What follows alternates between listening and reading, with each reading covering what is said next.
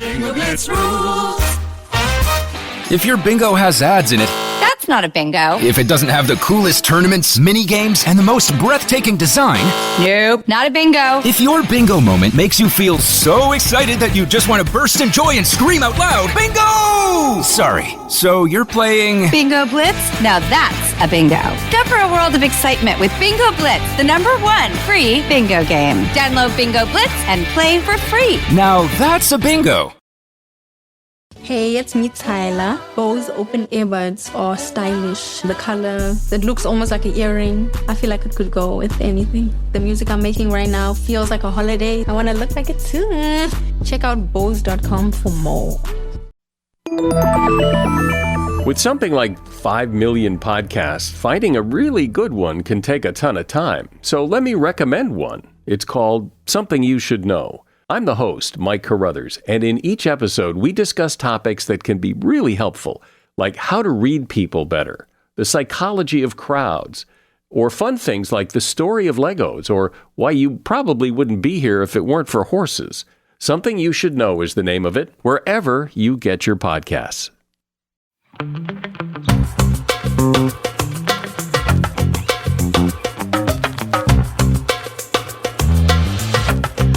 Hello, everybody, and welcome to Don't Blame Me. Hi. Hello. We're both in different locations. Yours is permanent, mine is not. That is true. Where in the world are you today? I'm coming in live from Fayetteville, Arkansas. Amazing. I'm so happy for you that you get to see everybody in Arkansas. Thank you. I'll be going to a lot of soccer games, a basketball game. So, fulfilling my duties. Is your whole family athletic? Well, because you're athletic. Okay. I don't know if your sisters are athletic, but the kids Melanie are. did gymnastics. Meghan was pretty good at running. The kids are... Okay, the kids are participating. Yes. I didn't even do that. Yes, they're participating in sports. Do any of them have a knack? MJ is good at football, but it's not currently football season, so he's playing football, aka soccer. Soccer? Oh. Yeah. Let's just say yesterday, after the game, he forgot that he had given his coach his phone. And so he sprinted across the field to get his phone. And that was the best he ran. I relate. Hey, here's the thing. We put in the work for the things we care about. Yeah. Yeah. He's great at football, but yeah, I don't think soccer's his He's sport. phoning it in. It's also like a social. So Mott's was kind of the same way. Like Mott's was like, he liked football. He wasn't like really that, he was like fine at it. He wasn't like that great, but he also like wasn't like the biggest guy.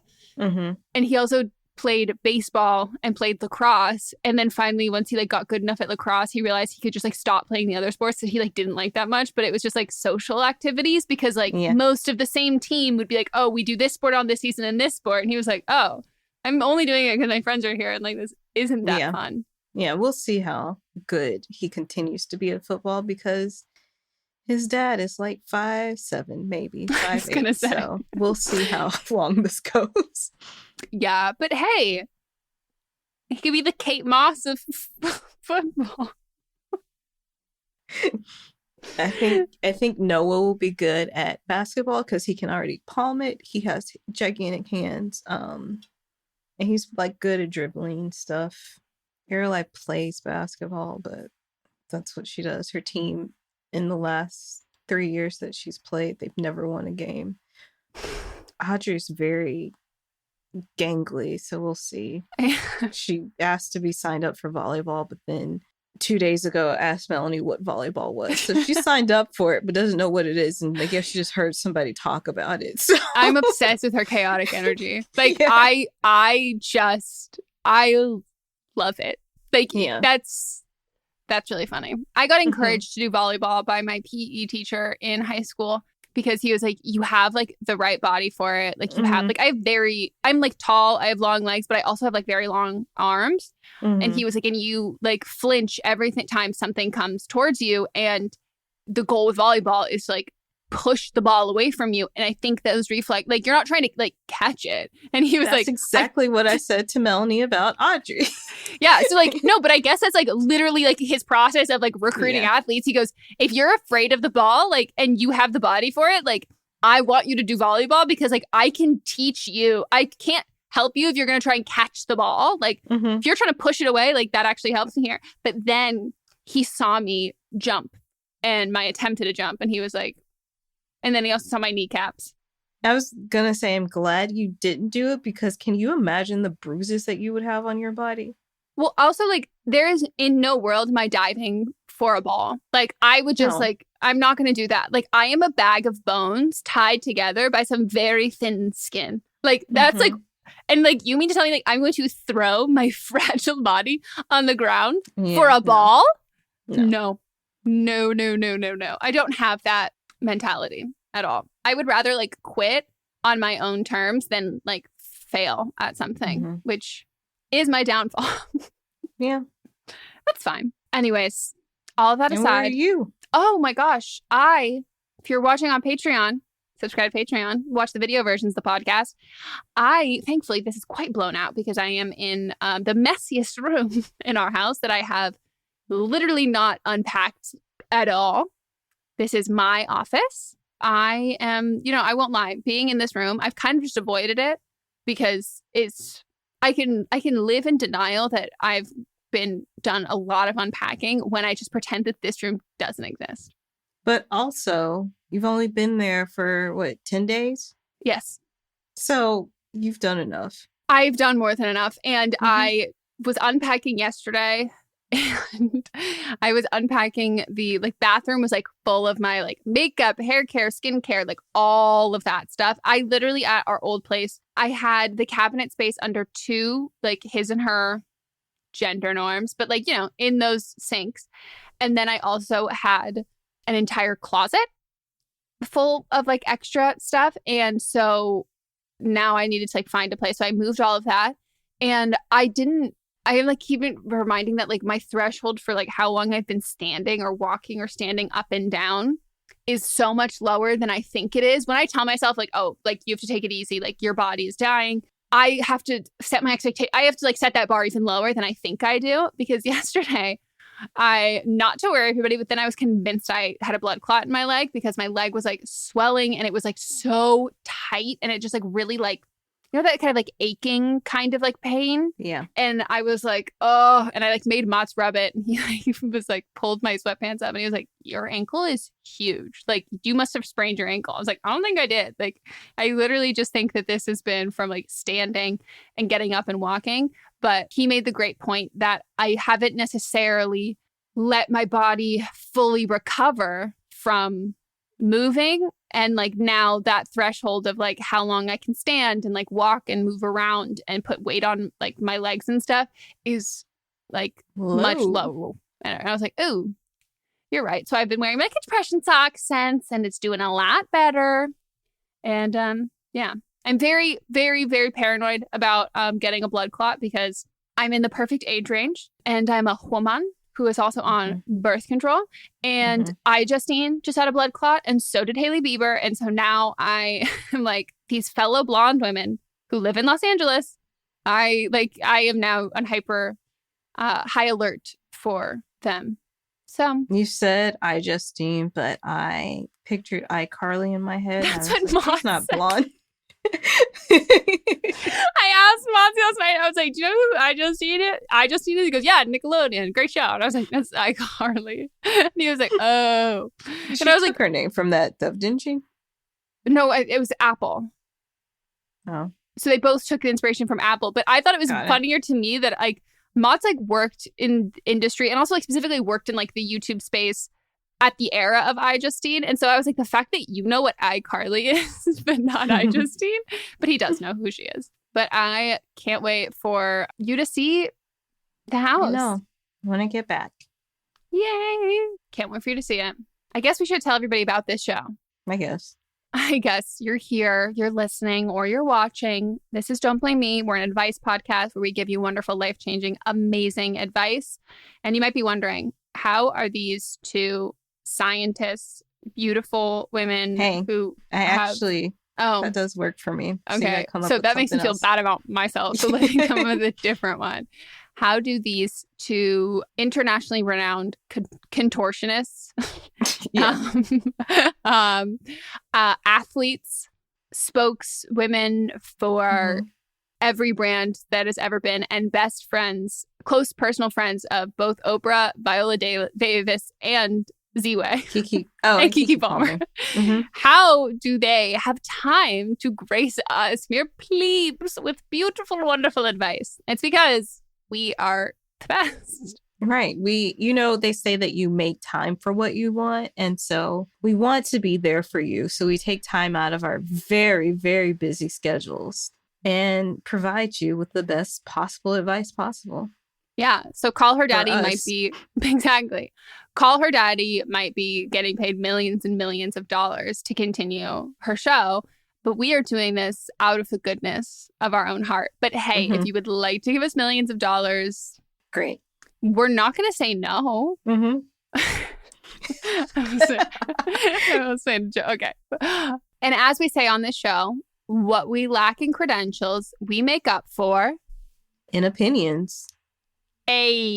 So yeah, that's our show.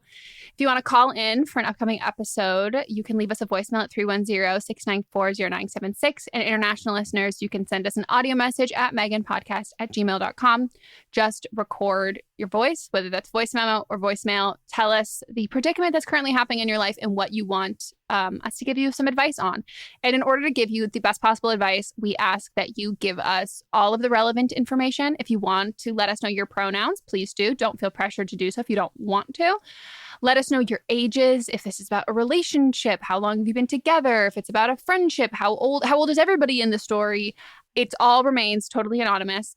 But if you want to use like fake names for your friends or for people who are involved in the story, go for it and let us know if you're sensitive. We will take that in mind when giving advice. If you are a fragile little water sign, like that's okay.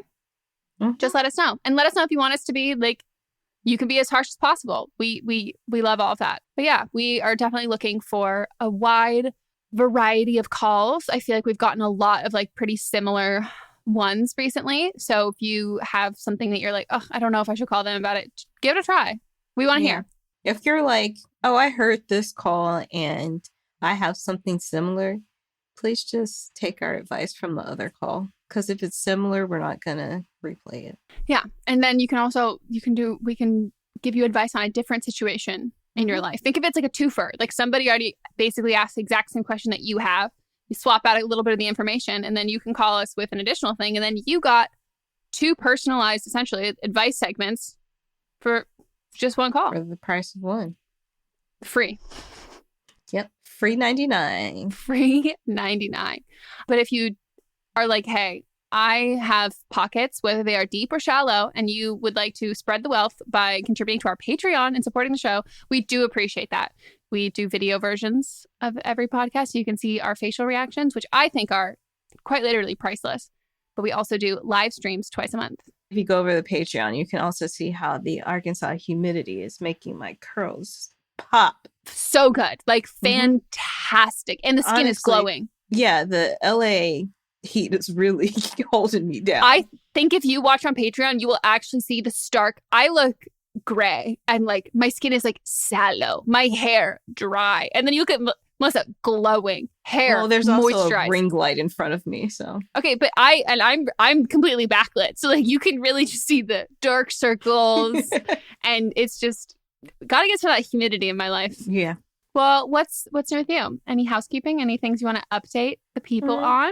No, I don't think so. I mean, one thing I find very funny is that my dad likes to talk to the TV. He watches very interesting things, like basically like a cop show about wildlife officers. I don't know what they're called. Those people that park rangers, and, like maybe park rangers. I don't know, that go and arrest people if they don't have fishing license. But he also watches a lot of like daytime court TV and then the news all day. But he like talks to the TV as well. And so every time somebody that comes on like talking about anti-abortion stuff, or a lot of campaigns that are running. Oh, yeah. For candidates that are here in Arkansas, he just yells and she's like, "That's so fucking stupid. That's dumb." Hey, that so sounds like my dad. That. Yeah. So I appreciate that. As a kid, I used to like walk out into the living, like be like, "Yeah," and he's like, "No, I'm not talking to you," and I'm like, "Okay, well, it's only you and me in this house, and you're yelling at CNN." Actually, to be fair, it was less likely that. It was more likely he was talking to NPR that was playing on his crank radio. Oh, yes. Dads, what a vibe. What a vibe. Have you got any good food? Do you have like a food that like when you go back home, like you either want your parents to... Do both of your parents cook? My mom does not cook. I didn't think she did. No. I don't want to comfort. I mean, she can't. I mean, I'll say she's got like 2 dishes and like Thanksgiving food that she's good at.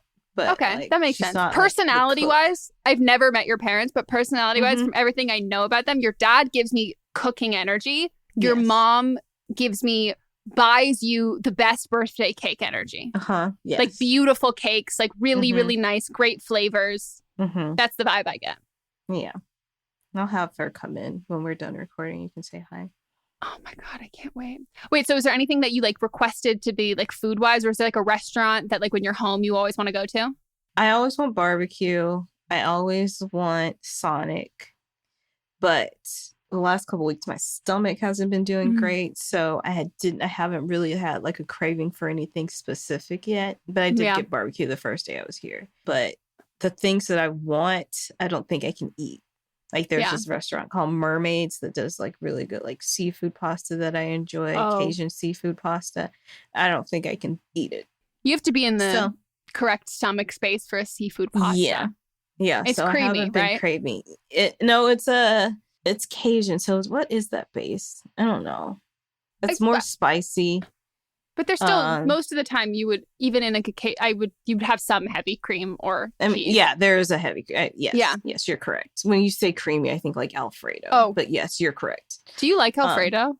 No. Oh, okay, I was like, I thought you were. I would never even assume that you would. That would put me on the toilet for days. Days. But yeah, I'm excited for you to be home. Well, I guess that's all of our housekeeping stuff. Yeah. Everything that's new with us. And we don't have an update for this episode.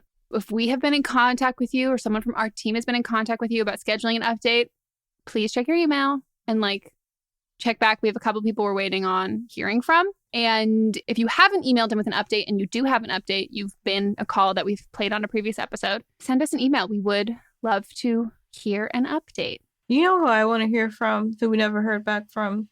That gal that went on a date with her boyfriend to meet her boyfriend's father, and then the father was her ex hookup, and then he texted her and said that the father texted her and said that he wanted to have a baby with her. I want to hear where from is she? And here's the thing.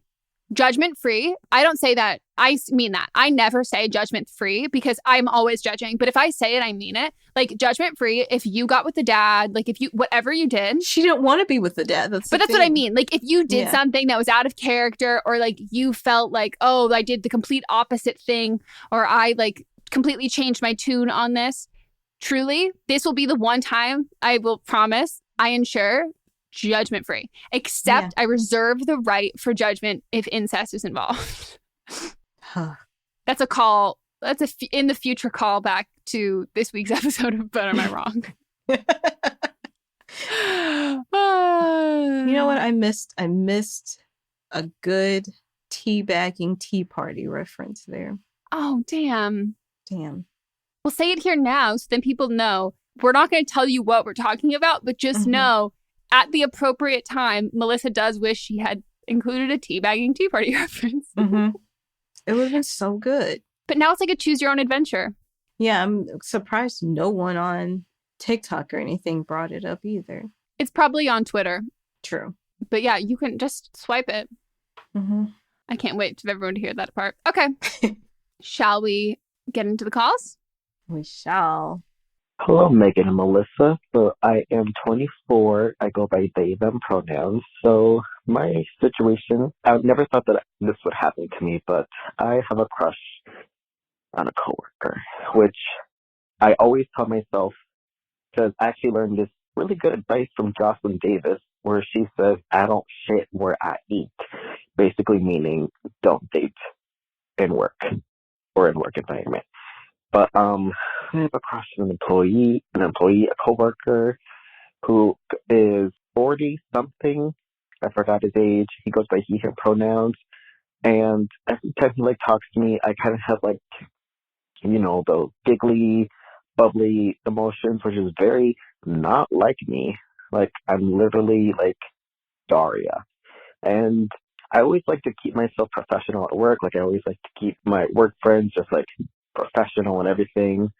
But with this guy, I'm just sheesh, I like you and you are cute and you look like a shorter version of Maluma. Maluma is a singer, if you guys don't know who that is. So yeah, how do I suppress these feelings? Because I don't want to I would rather have this guy be my friend than a crush, if that makes sense. So I really hope you guys can help me out. Oh, and just so you know, I am in therapy, but I haven't talked to my therapist lately because she is going into surgery. So I'm trying my best to keep things intact. Since I do have time, I am Gemini, Sun, Aries, Moon, and Gemini rising. Okay, thanks. Bye. I hope that there's nobody who doesn't know who Maluma is. But if you do not know who Maluma is, or you don't know what Maluma looks like, I just need you all to look it up, because that really does heavily influence this. Because Maluma is hot. So hot. I didn't know who that was until on TikTok, they got the little things where you're doing the head of who would you rather, and he's in a few of them. And I was like, who is this beautiful man? And then I looked it up and I was like, oh, got it. Okay. So now I do know who he is. He's stunning. And I'm really glad that that's actually a very key, important part of his information, because I sometimes when people call in for stuff, I'm I need to know, when you're dickmatized by someone and I'm why are you letting this bad behavior or whatever? Sometimes it is helpful to know, give me a celebrity that they look like, because if you tell me they look like someone who I don't think is cute, that helps me and helps me know you more. But it would be hard to have a coworker who looked like Maluma. But you did say a shorter version of Maluma. And how tall is Maluma? Look, some people don't have hangups on height, okay, Megan? Some people aren't 5'9". How tall are you? What do you lie? You say 5'7"? 5'7". Some people aren't 5'7", and they don't mind short kings. Well, I just want you to know that Maluma says that they're 5'10". Okay. So Maluma's probably 5'8". Short king. We love a short king. Mm-hmm. Well, so my instinct in this is yes, don't shit where you eat. Having a crush on a coworker, pursuing a relationship with a coworker is not good. Having a crush, I think if you are single, if he is single, I think a crush can be pretty innocent if it remains I don't know, because I kind of at the same time, I think we need a different version. We need a tiers of crushes, because sometimes crushes are all consuming and you're oh my gosh, I have to plan what I'm wearing because I want to know what they think I look like, and it consumes all of your thoughts. You're not performing well in work, you're not doing well in school, you're all consumed by this. But then there's kind of that no pressure, no strings attached little thing that it just makes an activity that you don't like so much kind of fun. And it's something that you can look forward to and flirting, and it's cute, but it's not taking over your life. So I think if it can maintain in the passive but fun, just adds a little bit of excitement to work, I think that's totally fine. But you basically just have to ensure that it doesn't get farther than that. But I would also say that the age thing is there's a difference between thinking someone's hot and having a crush on them. And I think that once you're having this back and forth flirtation, that worries me that he is also into you, just because I don't like any relationships that have someone who is basically twice their age being into someone half their age. That to me doesn't sit right. That's not a knock to younger people who are attracted to or find themselves having crushes on older people. That's something that is psychologically can be broken down and figured out why, but I don't like the older. I don't like him participating in this crush. I think it's inappropriate on his end. But you said like I would rather remain friends and like get over the crush. I think you need to do less than that and just be coworkers. Mm-hmm. You know, that's the key for me. Is you can look all you want, you can maybe even fantasize all you want, as long as it doesn't interfere with your work. But I don't think you should even be friends with this person, because there's plenty of fruit out there that we can't eat. You like pineapple, but you can't eat it. Right. Good point. So like it's there, but it doesn't necessarily mean that we should participate because it's bad for us. And so this helps if like you having a crush on them is detrimental to your work. Maybe look into, find some things about them that you don't like. Like maybe they breathe too hard. Maybe they suck on their teeth. Maybe they, I don't know, just do things that turn you off, and maybe find those things to help with pushing this crush off. And sometimes you get to know people too, and they may look appeasing, but their personality also turns you off from them. And then what else can you do? The age thing is the biggest thing, because if they were like close to your age, I would be like, if you later down the road have a different job, you don't work in the same department, sure, go for it. But it's the age is the biggest, second biggest thing here for me. So, this is, truthfully, this is somebody that could be your father. That's what I was going to say. Like, if you maybe Google celebrities or people who are his age, and I think that like burst the Maluma bubble and like bring it down to earth with I don't know, who's like a man who's a celebrity in his like mid 40s that like you wouldn't be attracted to. I'm hesitant to find actors because actors are all attractive. Nick Lachey. Yeah. Or like Chris Pratt. Like there's just that. I don't know. How old is he? I don't think he's that old. Wow. Okay. These men are too attractive for me to use them. Jared Leto. That's a good one. Yeah, that is a good one. Like Will Ferrell. But see, personality-wise, she might. That's true. I was just thinking about that. I was like, I'm looking at personality, and I think Jared Leto's a good one. Yeah, he's like not only is he like problematic, he's also just like really cringy. Yeah.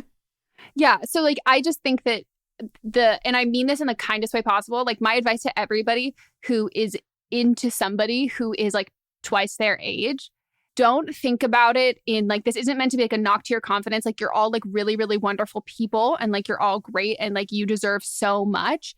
But the reason why this older person is like interested in you is not because you're really funny and you're really great and you have like a wonderful personality. That can't outweigh a predatory and like power dynamic. And anyone who is like a really good person wouldn't, like, the power dynamic outweighs all of your like really wonderful and great traits. And so then it becomes that they like that power dynamic. I think there are like, yeah, those things can be successful, but it not in this is like the perfect storm of that. And it seems like you're very aware of that, and like you don't want this to continue. But I also don't know what your job is. So if it's something where you're like being scheduled, like you work shifts with somebody and it's about like scheduling, like I think like you can make an excuse to be like, hey, I'm starting to take a class on these days, which are the days that like he normally works. And it's like, I would love if I could like switch my schedule around to have like work on these days and kind of create some separation. But I think Melissa's right. You find the icks, you like figure out what his icks are. And then you also find like just icks about, compare him to other people in your life or celebrities who are his age, who you don't like, and can then have those icks there as well. And then, and day to day at work and that stuff, realize that like you flirting with him doesn't, like, it's him flirting with you back, like that. We need to make that give you the ick, because it should give you the ick. But I think you're in a work bubble. It's like camp goggles. So it can feel kind of hard in that sense, but out of sight, out of mind. And then if that doesn't work, just paint them as like a disgusting just person who's like just full of icks. And then you're like, ew. I was going to say, I don't want people that breathe hard to come at me because I am a fellow heart breather. So she is. You know someone would say that. Well, yeah. And also, just know if any hard breathers want to come for Melissa, I just want to know, where were you when Mott's was on the podcast? Where were you defending his name in these comments? I don't believe you. Then you're just attacking Melissa. Like, I don't believe that you stand for hard mouth breathers because Mott's was there. I'm a hard nose breather. And sometimes I'm listening to this. Coco, our editor, does a great job of getting them out. But I've listened to other ones where I'm the one doing the first edit on it. And I'm like, damn, I breathe very hard. You've got pretty clear nasal passages, though. Like, it's clear. You've got a pretty straight-ass septum. Yeah, it's not because of the septum. It's just because of my lung condition that I breathe hard. I am the opposite. I breathe much more through my mouth because despite having gotten a nose job, my septum is still not great. So it's straighter. But I was going to say, let's come up with some universal icks that could be helpful. So like, picture him running after the bus that's late and his like pants are a little bit too long and he's like tripping over them. Ick. Okay. See, I would say that and be like, adorable. Some people's icks are other people's pleasure. Or other people's yums. Yeah. Some people are into wedgie picking too. Okay, what else? Imagine that's the thing is you can't because some people are into things. So there's not like a universal ick unless it's like a red flag. Okay, so like, but take your pick. Like, take whatever serves for you. And I'm not saying that these are all icks. Like, I'm just offering different ones. Take which one applies. That he still calls his mom mommy. That could be an ick. Picture him having explosive diarrhea. Picture him sending back a plate of food because it's too spicy. Or picture him saying, please no pepper. That's too spicy for me. That's a good one. Yeah, like, just picture these, like, just go out of your way. I don't know why that's making me laugh. It's too spicy. What else? Picture him saying that Britney Spears should cover up more on her Instagram. That is an ick holding a fistful of red flags. Picture him saying that he thinks that he thought Maroon 5's Super Bowl performance was better than Beyonce's. Sorry, I should have waited till you're done drinking. Wow. That's a good one. Knowing who this person is, too. I know. That's why I picked that one. Picture him saying that Barbies were more elite than Bratz dolls, which I just think Bratz dolls were the most underrated. I'm sorry. I love both of them so much, but I just think we as a society we gave the Bratz dolls a movie, sure, but like, we didn't give them the hype that they deserved. That's your opinion. But I love Barbies too.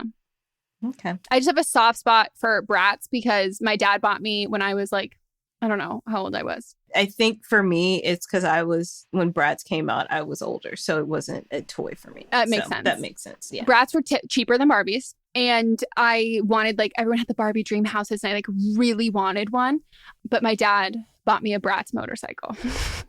That's and I was cool. Like, and that seems cool. On par for him too. He used to have a motorcycle. Okay. I feel like we've given you a vast amount of icks. If anybody wants to comment on the latest Instagram post with just some generic potential icks to envision, please comment them and we can help you out of this situation. And maybe it's helpful. No, I was going to say, maybe it's helpful to picture Maluma doing these things, but like, there's no chance because I can picture Maluma having explosive diarrhea and be like, okay. How can you judge when you have explosive diarrhea yourself? Daily. To be fair, I am like so unfazed by poop. Yeah. So I would have to pick something else. That's what I'm saying. Like, some people's icks, other people's yums. It's true. I would not say diarrhea is a yum. I would just say it's a part of my life. Neutral. Yeah. Well. All right. Next call. Hi, Megan and Melissa. Just want to say, first off, I did call earlier and I had a script, but I got self-conscious and went completely off script. So I'm back with a better script.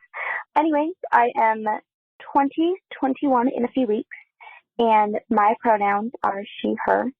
I am calling about FOMO, or the fear of missing out. As a woman in like the 18 to 25 age range, my feeds on every social media are filled with engagements, weddings, pregnancies, and babies. I feel like no matter how many times I click not interested, it's either that content just keeps showing, or it's a friend posting that content or announcing something like that. And while I am super proud of the achievements I've made in my life, like starting school again, moving to a different state with my boyfriend, etc., seeing all this content makes it hard. It feels like society and my friends and family are making me feel less than by not starting to hit those milestones fast enough. Both my boyfriend and my families keep asking when we will get engaged and keep bringing up examples of friends and family friends of ours who got engaged within the last 6 months to a year, who had only been together for 6 months or a year. For reference, we've been together for about 3.5. And after hearing it and them talking about it all the time, it does make me a little bit insecure. But all that being said, I would love all the advice on how to not feel like I'm missing out and like I'm way behind everyone else when it comes to life. Thanks. Oh, and feel free to be harsh if you need to. Love the podcast. I feel like you can probably speak to this a little bit better than me, because California, not all of California, but where I grew up, the median, like most parents were in their like late 30s, early 40s having kids. And I think maybe a couple people from my high school have babies, like maybe, but like I don't have that. And then I moved to Los Angeles, which is even more like that. But you have the southern side, which I think is a little bit more of this timeline. Yeah. Okay, so yeah, I can speak to this. You're 21 and you're seeing this. When I was in college age, most people were, or not most people, a lot of friends were getting engaged, especially the ones I went to high school with were getting engaged. And then by the time we were out of college for a couple of years, they were getting married. One thing that might make you feel better is that a lot of them are now divorced. The ones I don't know if that would make you feel better, but a lot of the ones that got married very early on are divorced right now and on their second marriage. I know somebody that's on their third marriage. So I don't know if that is comforting to you, but I'm someone that like, I see a lot of people that when I was at that age that they were getting into relationships because they were maybe specifically, do you know this term of going to college for your MRS degree? Yeah. Yeah. And that's what they were doing. And I would see so many red flags with the people that they were dating. They were just getting married and engaged to be getting married and engaged, and maybe looking more into their relationships if they're somebody that's a friend, and examining their relationships and see if like this is actually something that like, is their relationship the kind of relationship that you want? Because if not, then what are you missing out on? The announcement? Okay. And I know your family is kind of pressuring you, but you just said, you just got back in school. There are other things for you to be focused on, and marriage and baby announcements and engagements are not, things that you're interested right now. So I would simply just like, what are you missing out on? What do you think that it is that you're missing out on? Is it the spectacle of all of it, or do you actually like don't feel like where you should be in your life? And I would write down these. I'm a visual person. I would write down like what I actually want in life, how I feel right now. Am I being fulfilled? And if there are areas that aren't as fulfilled as others, then how can I fulfill it? And don't worry about other people's things. Also, if there's people that you're following on social media that you're not particularly friends with, or you're not like close to, but they're just people that you followed, unfollow them or mute them. Those are options. You can also mute phrases and words on social media, and doing that can also block those unwanted things out. Yeah, I agree with all of that. I will say that secure people who are secure and really happy with the decisions that they make don't try to encourage other people to make those same choices and decisions. It reminds me of the same thing of drinking. Like when you're like, oh, I'm not going to drink. It's like, come on, like I'm drinking. It'll be so fun. Like do this. And I'm like, oh, you are insecure about this thing, or maybe you don't feel really comfortable with this. And like you want a buddy along with you on this sinking ship. And not that I'm calling like young marriage or any of these like milestones as a sinking ship, but I have like friends who are married. I have friends who like are engaged. I have friends who are single. I have friends with kids. I have friends who don't have kids. And no one ever asked me that I personally knew, like, when are you going to get engaged? When are you guys going to do that? Like, when are you going to do that? It was people I didn't know. And now that I am engaged, like, I don't ask my friends when they're going to, like, who are in like, one of my close friends, her and her boyfriend have been together longer, I think probably a year or two before Mott's and I, and she was asking me about like what we wanted to do for like a wedding or whatever. And then she was like, yeah, I think I would want to do something like this. And I was like, oh, do you guys want to get married? And she was like, yeah, of course. And I was like, oh, cool. Like, but I never even thought to ask because it just is so in the most loving thing possible. Like I don't really give a fuck. Like I truly like, someone else getting married and getting that like document in most cases doesn't, I mean, it never affects me, but in like most cases is completely irrelevant to my life. If it's helpful for me knowing my friend is like a different power of attorney, that's great. If it's about like immigration, amazing. Like those are things that piece of paper I can, as an outsider, can like really be so excited for like that large change that means. But other than that, I couldn't fucking care less. And so I think like when there's that like self-induced FOMO, and then there is like the FOMO from other people and this like pressure. And I also wonder, like, would you care and would you feel this way if no one else was doing these things? Like, do you feel like you are behind on your own personal timeline and schedule? Or do you feel like everybody else is what you perceiving as everybody else's timelines and schedules are influencing yours? And is that like you said, like we must like write down everything that you want to do and like what you're currently doing and try your best to like take out what everybody else is doing from the equation. And would you still want to be engaged at a certain age? Like, would you want, and also those things can also change. Like when I was younger, I wanted to be like engaged at like, I don't know, 21 or something. But I also want to be careful with, I don't want anyone to come for this caller because I think that feeling like you're behind is a really universal experience. And I personally think it truly does not matter what you have accomplished because the goalposts will always keep moving. So whether you're listening to this call and you are single and you don't have a long-term partner and like you feel like you're behind on getting engaged and getting married, like the goalpost keeps moving for all of us personally. That's just like the culture that we live in.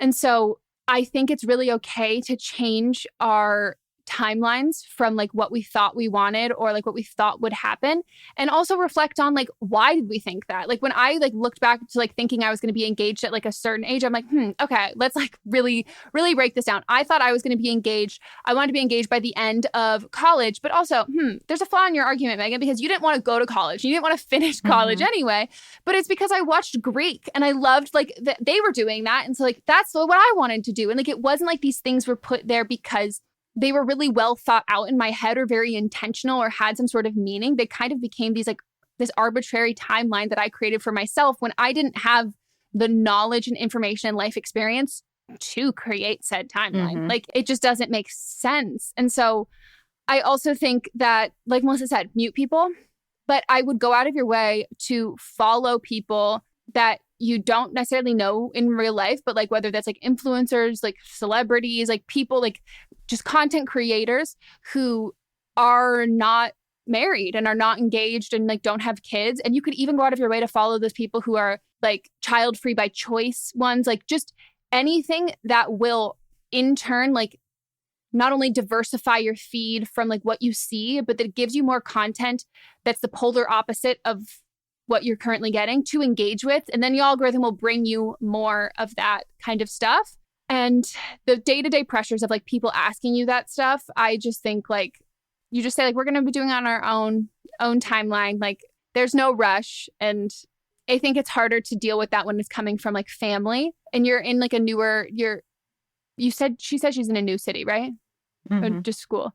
Yeah. And like befriending people who are in the kind of similar life stage as you. Because I mean, at 20, turning 21, Mott's and I weren't even dating. I'd never even met Mott's at that point. Yeah, I'm in my mid-30s. I'm not married. I'm not engaged. I'm not having kids. Like, these are things that eventually I want, but like when it comes, it comes. I'm not out here like sad about it. Especially I'm just like looking at other people's relationships and where they are and seeing, I think a lot of people settle for what's there, and that's not the kind of and that's fine, you know, that's what you want. You just want to be with someone that you're comfortable with, or, you know, just because they're there and you ignore a lot of red flags and then get divorced later, and that's the kind of life you want, great, but that's not the life I want. Yeah, I would rather sacrifice than settle. And so like at all points of your life, you're going to be sacrificing something, whether it's you're sacrificing work to focus on relationship, you're sacrificing like choosing to really throw yourself into work and not date for a while. Like I think like life is like full of sacrifice, and sacrifice is a intentional choice that I get to make, but I'm not going to settle. Like, and settling doesn't get rid of sacrifice. Like, and I think a lot of people when they're young think it does. And so a lot of people get married and pop out babies like really young, and they end up settling for someone who can support them while they stay at home so they can do that. And they're sacrificing their career. But in turn for sacrificing that, which is your choice, totally do that, they might in turn be settling for a relationship. Yep. So everybody wants what somebody else has, and you just have to exist in an echo chamber for a bit and figure out what it is that you want without the influence of other people. Move to LA proper, because nobody. No one. Yeah. Nobody. Very relatable though. Best of luck.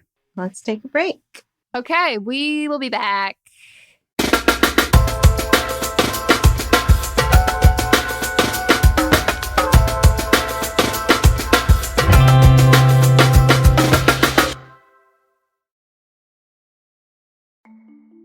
As a podcast network, our first priority has always been audio and the stories we're able to share with you. But at Realm, we also sell some pretty cool merch, and organizing that was made both possible and easy with Shopify. When you think about successful businesses like Aloe or Allbirds or Skims, an often overlooked secret is the business behind the business that makes selling and, for shoppers, buying simple. For millions of businesses, that business is Shopify. That's because nobody does selling better than Shopify. It's the home of the #1 checkout on the planet. And the not-so-secret secret that's definitely worth talking about is that Shop Pay boosts conversions up to 50%. That's more happy customers and way more sales going. If you're hoping to grow your business, your commerce platform better be ready to sell wherever your customers are scrolling or strolling, on the web, in your store, in their feed, and everywhere in between. Businesses that sell more, sell on Shopify. Upgrade your business and get the same checkout we use with Shopify. Sign up for your $1 per month trial period at shopify.com/realm, all lowercase. Go to shopify.com/realm to upgrade your selling today. Shopify.com/realm.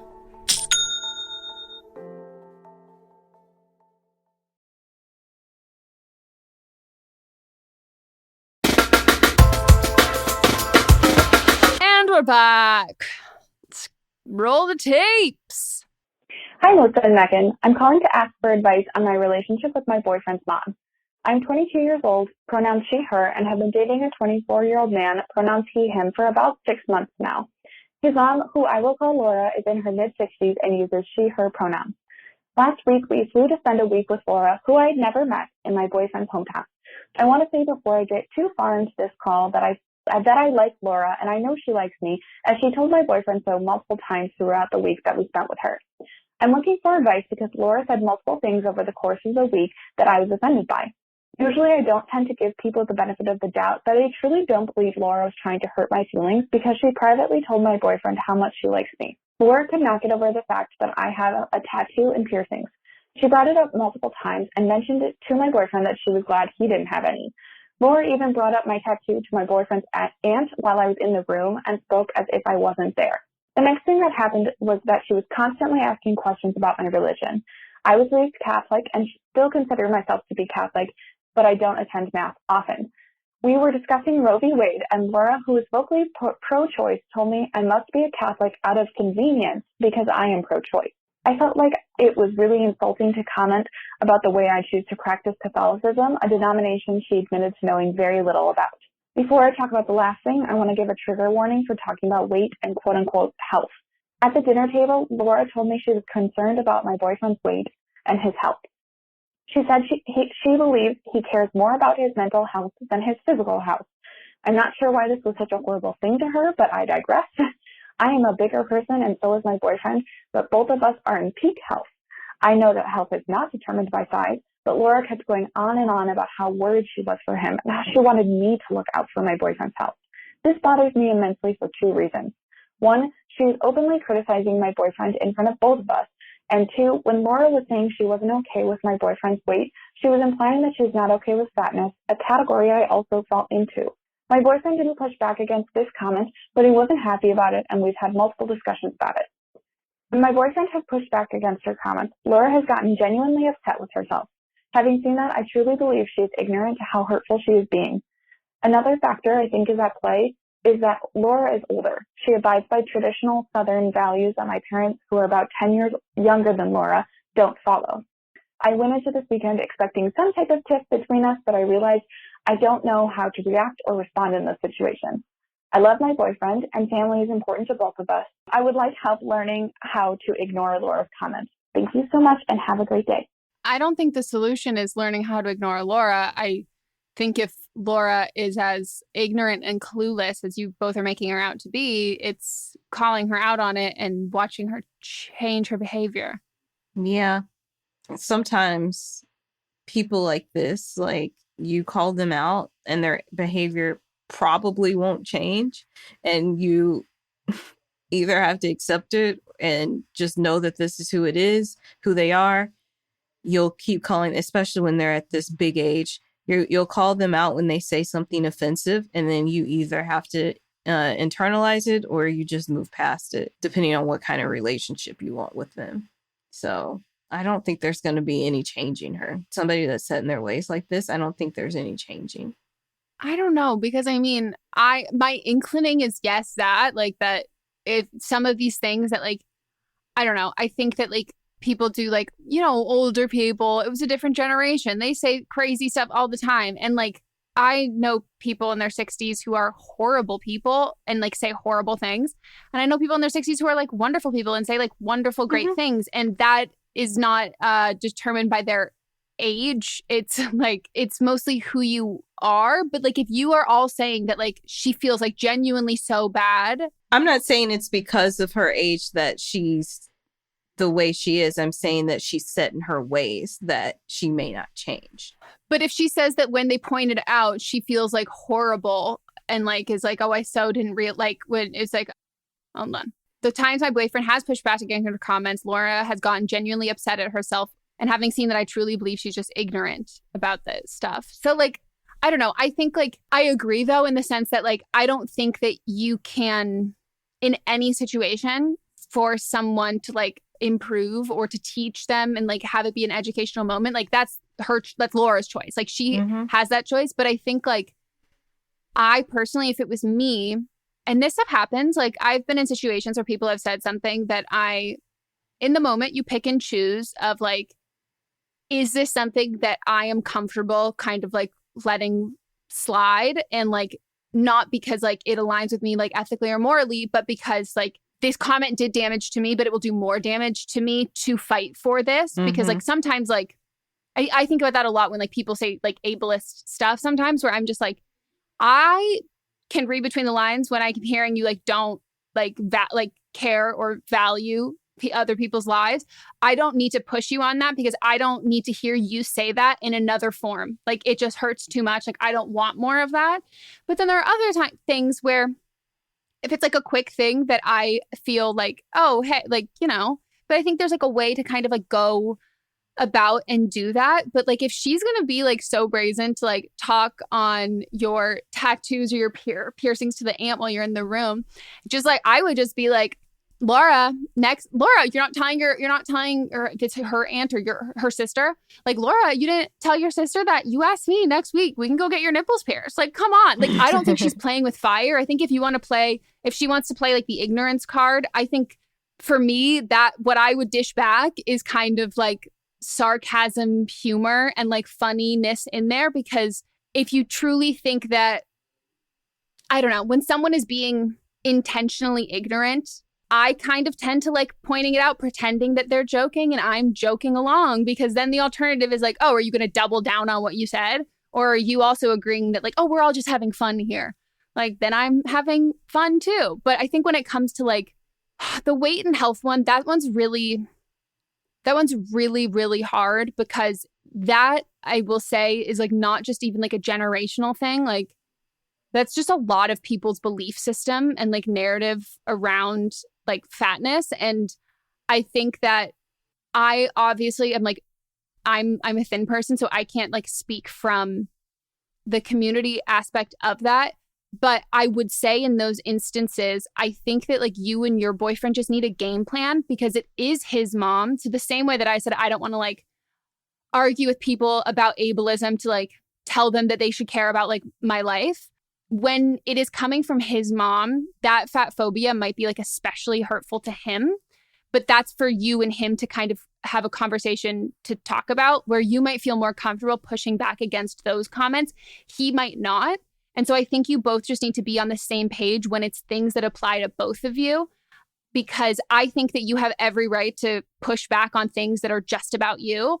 But when it comes to things that affect him as well, if you push her and she continues to say more hurtful things, that's just like more bullets, more ammo. And it tends to be easier for the person who's not related. Like, you can kind of brush it off like, fuck her, who cares? There's like a deeper relationship there with him and her.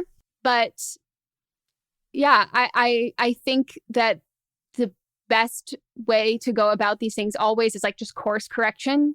Like, in the moments, if she says something like, I can't believe like, you're like, I'm so glad you have I'm so glad you don't have tattoos. I'd be like, why? You don't like tattoos? Like, so like, what's your belief system about tattoos? Like, I think sometimes just not letting those comments slide and asking someone to explain what they mean, or asking them to kind of defend their stance.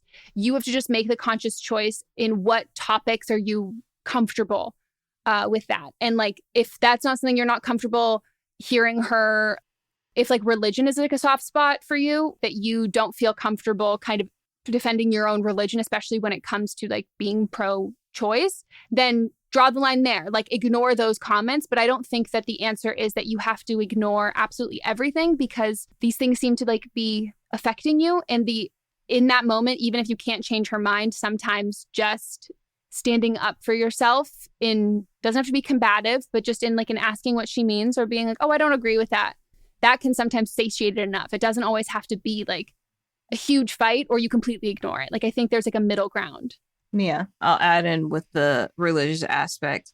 And I've talked about it before. I, consider myself a Christian. I don't really go to church because I think there's a lot of hypocrites in church. And I think people, for me, they go because of the show and not because of their actual relationship with God.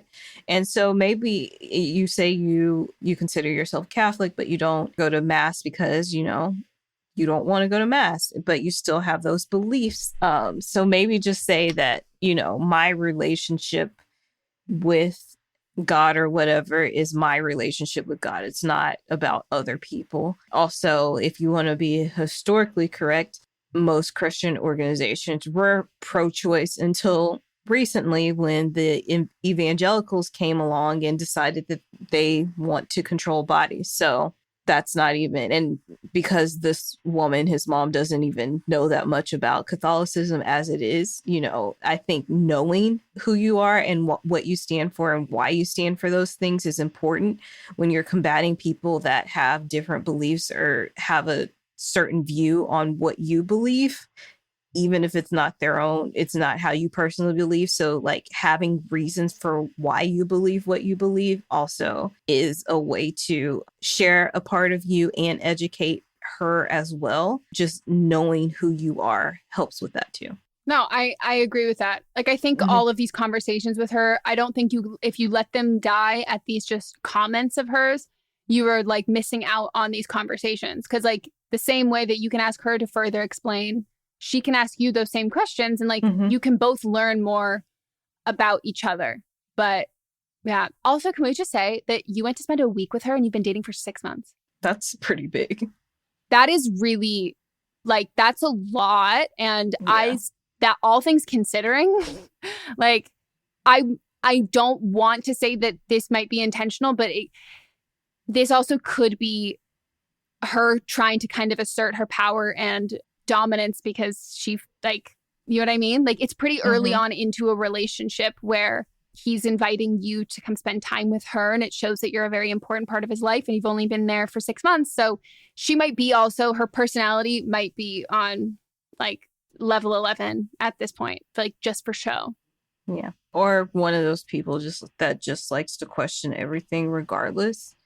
Yeah. Just because they find amusement in it, or they actually might genuinely want to know things and they just question everything. But I find those type of people quite annoying because I get exhausted explaining myself all the time. I would rather live in an echo chamber. I hate contrarians. Like, I hate people who are just like, I like to argue for the sake. I just have like a fun, just like lively argument. I want to argue with strangers online. I want to yell at strangers online. I do not want to like argue over like stupid shit with my friends. No. Agree. Well, best of luck. Would love an update like in like, I don't know, 6 months. To like see where your relationship's at and if like your relationship with her has changed or anything. It could be less than 6 months, but you know. Please. Okay. All right, next call. Hi, Meghan and Melisa. I am 18, she, her, and am in a predicament. I'm going to start with some backstory here quick. Layla, she, her, 18, was my best friend all throughout childhood and who the story's mainly about.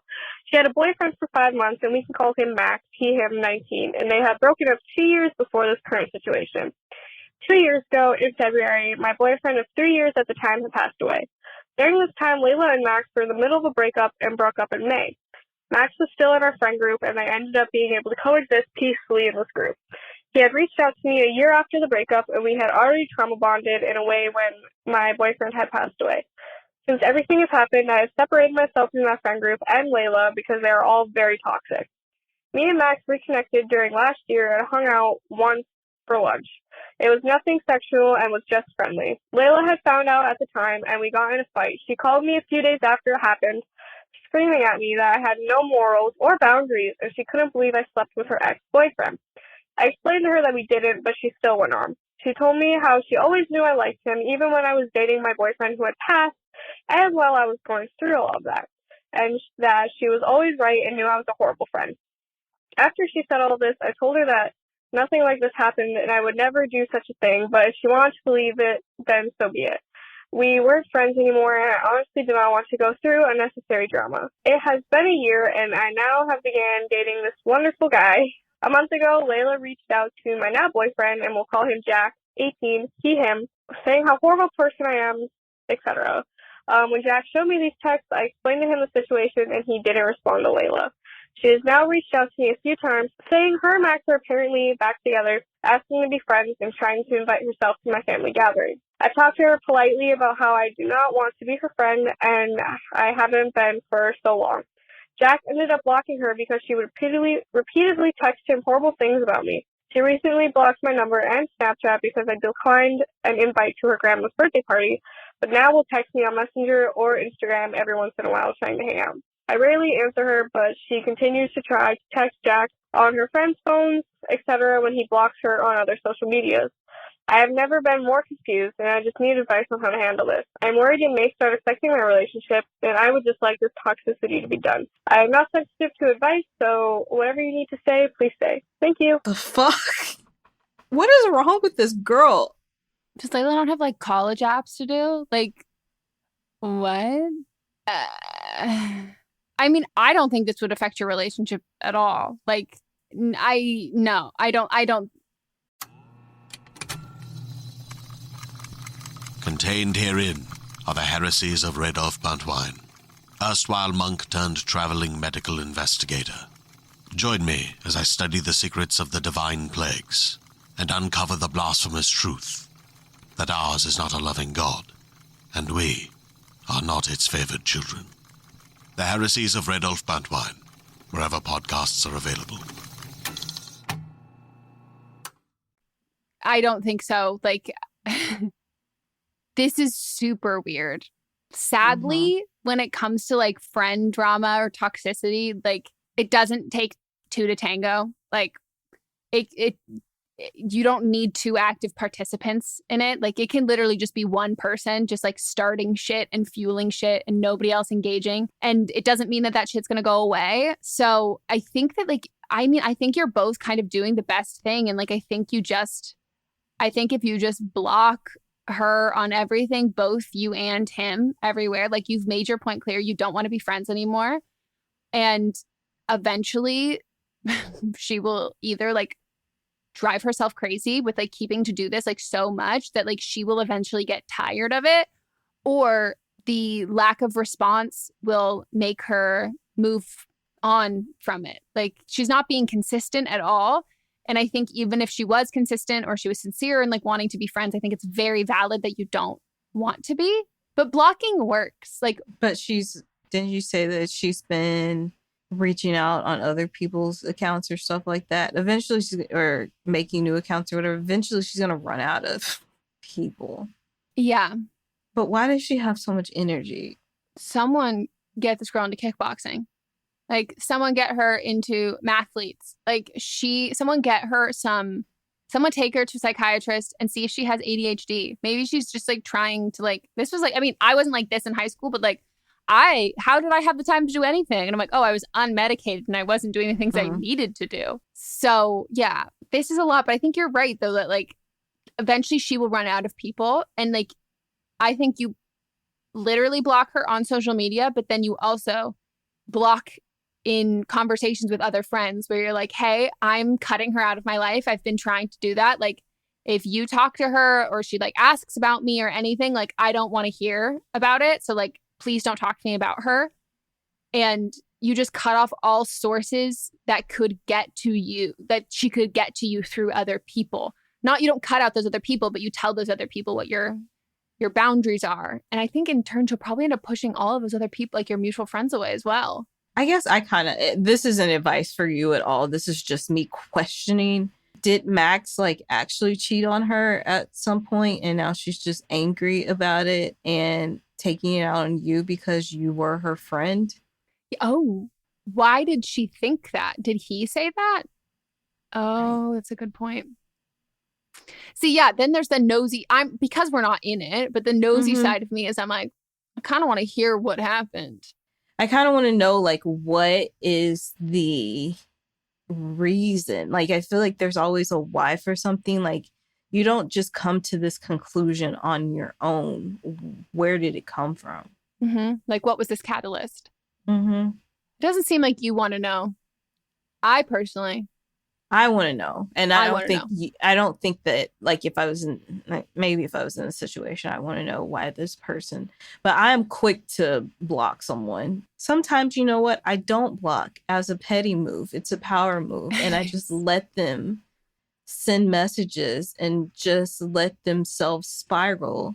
And then I have receipts of them are spiraling so that it's always there in case somebody, questions, or she goes and lies to someone about what's actually happening. And then I have all the receipts of what's going on. So, yeah. Why?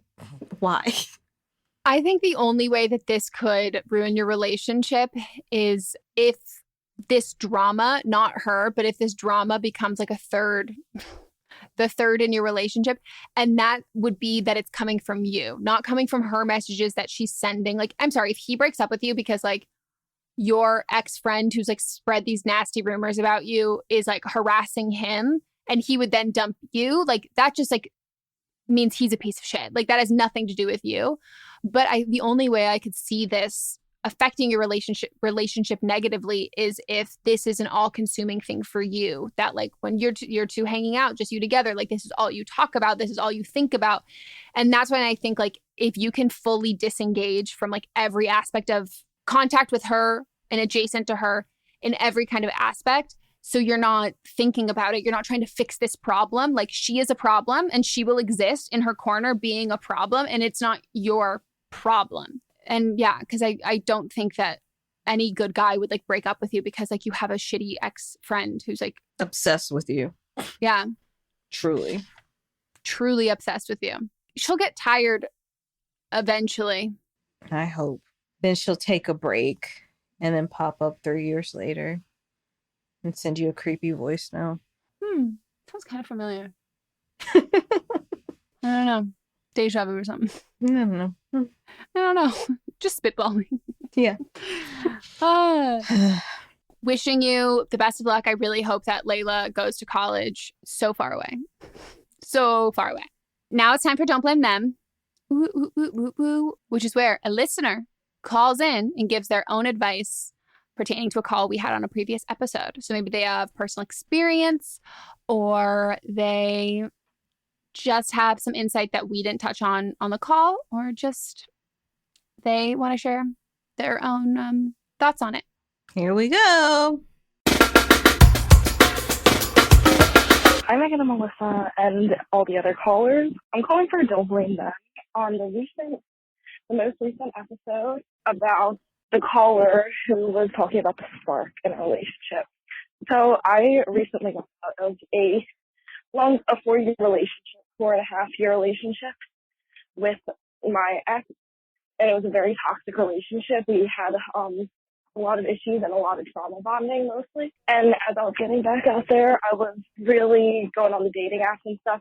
And I went on a couple of dates, and I tend to gravitate towards the people who I felt that quote unquote spark with.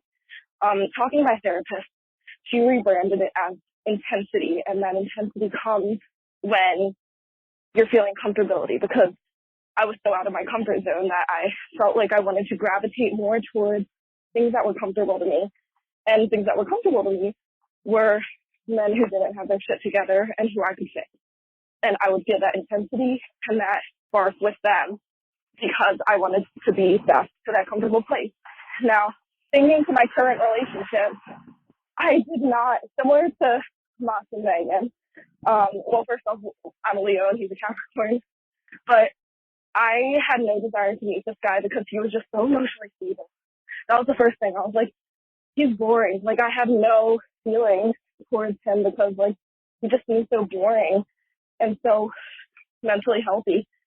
I ended up meeting him, and at first I was just like, oh, like, yeah, we're getting along great, having a great conversation. And as that went on, I felt like I kind of got, like, a real spark, like a genuinely, like almost like this could be something very, very good and very healthy. Like, and since then, I've seen it's a completely different feeling than I have had in the past with my unhealthy relationship.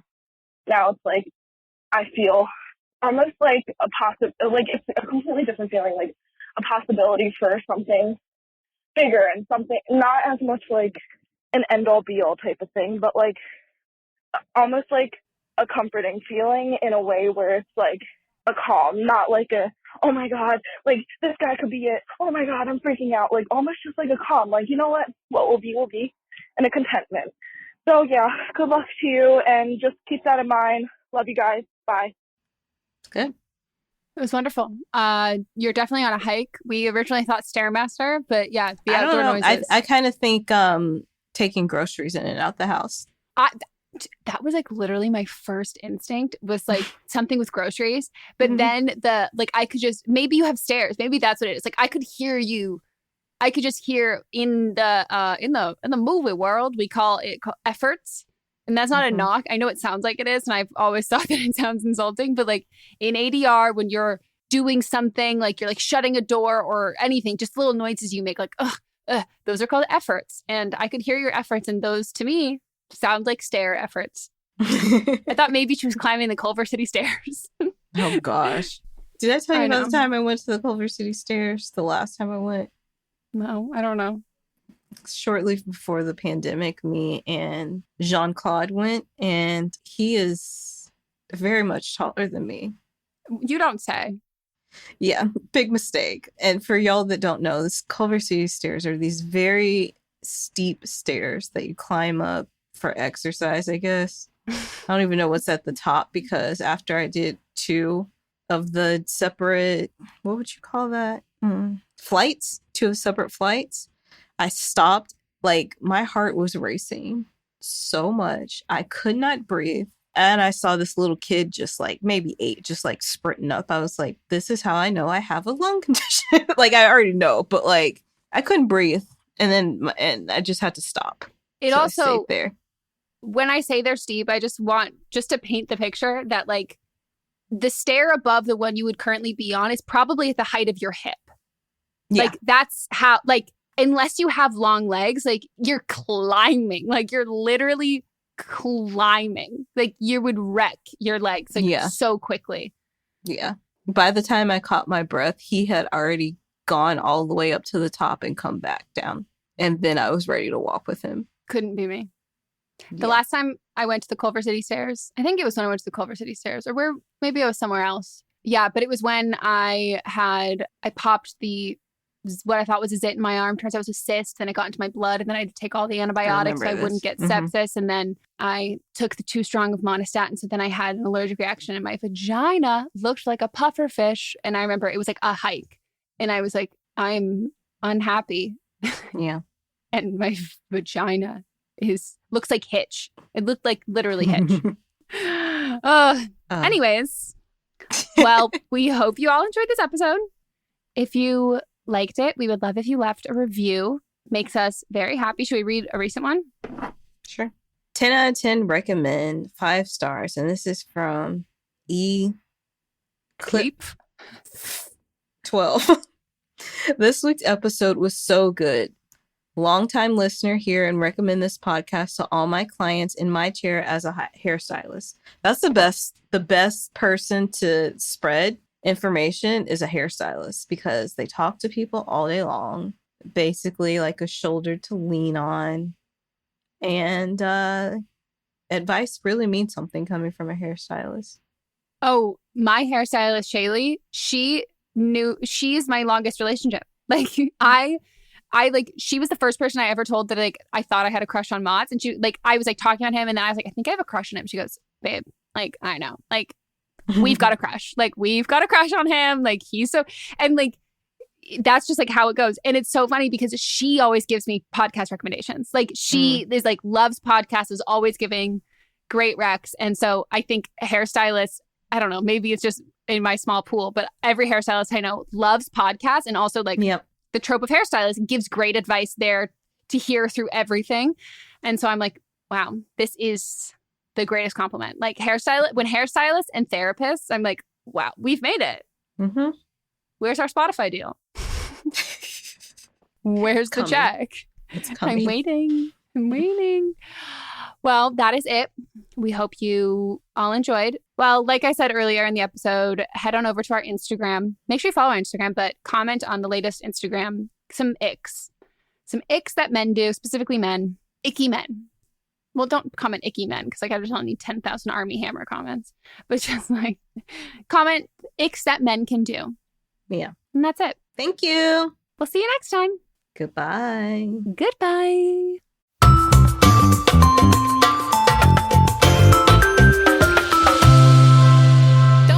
Is a production by me. Executive produced by Melissa DeMonts and Diamond Imprint Productions. Edited by Coco Lawrence. Post-production sound by Chris Henry. Production assistance by Melanie D. Watson. Music by Ryan Hunter and Giacomo Picasso. What's up, everyone? It's Noah Daniels. Hey, y'all. I'm JJ. Hey, guys. It's Kat. And we're your hosts of the Real Hauntings podcast, where we bring on guests who share their first-hand encounter ghost stories and supernatural experiences. Now on to the trailer. I've been warned to not tell this story, but I think because of the way it ends, it's okay to tell this story, because some people say that with certain entities, to like speak of them or talk about them or in any way like portray them as powerful will attract them to other people. The creepiest thing about it to me is a lot of times it would wait for me to notice it. Like, it would just lay its arm out like this, and then I'd be like, where is it? And then I'd see it, and then it would just slither back. For more information on the Real Hauntings, Real Ghost Stories podcast, make sure you check out real.fm to learn more about our podcast and many other amazing podcasts. Do you love Disney? Do you love top 10 lists? Then you are going to love our hit podcast, Disney Countdown. I'm Megan, the Magical Millennial. And I'm the Dapper Danielle. On every episode of our fun and family-friendly show, we count down our top 10 lists of all things Disney. The parks, the movies, the music, the food, the lore. There is nothing we don't cover on our show. We are famous for rabbit holes, Disney-themed games, and fun facts you didn't know you needed. I had Danielle and Megan record some answers to seemingly meaningless questions. I asked Danielle what insect song is typically higher pitched in hotter temperatures and lower pitched in cooler temperatures. You got this. No, I didn't. Don't believe that. About a wish coming true? Well, I didn't either. Of course, I'm just a cicada. I'm crying. I'm so sorry, Jiminy. You win that one. So if you're looking for a healthy dose of Disney magic, check out Disney Countdown wherever you get your podcasts. Hi, I'm Jennifer, a founder of the Go Kid Go Network. At Go Kid Go, putting kids first is at the heart of every show that we produce.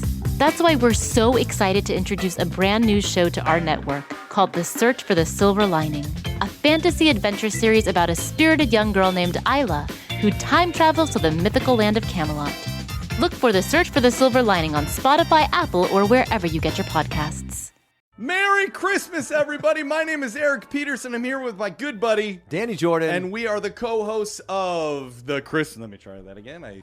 Merry Christmas, everybody. My name is Eric Peterson. I'm here with my good buddy, Danny Jordan. And we are the hosts of Christmas Countdown Show. We're so thrilled to be bringing the merriment to you all this holiday season. It's going to be awesome. It's going to be massively merry, gigantically jolly, fantastically festive, as some people might say, Eric. We are all about alliterations, and we are all about Christmas spirit. On Christmas Countdown, we love to count down our top 10 favorite things related to the holiday season. That could be food, movies, music, everything that we all love about this massively merry good time. So wherever you get your podcasts, make sure you click that subscribe button. Eric, are you ready? I am ready, and we hope that you are too. Merry Christmas, everybody. Let's go. It should be like, let's go, ho, ho, ho. Yeah, it should be. Yeah.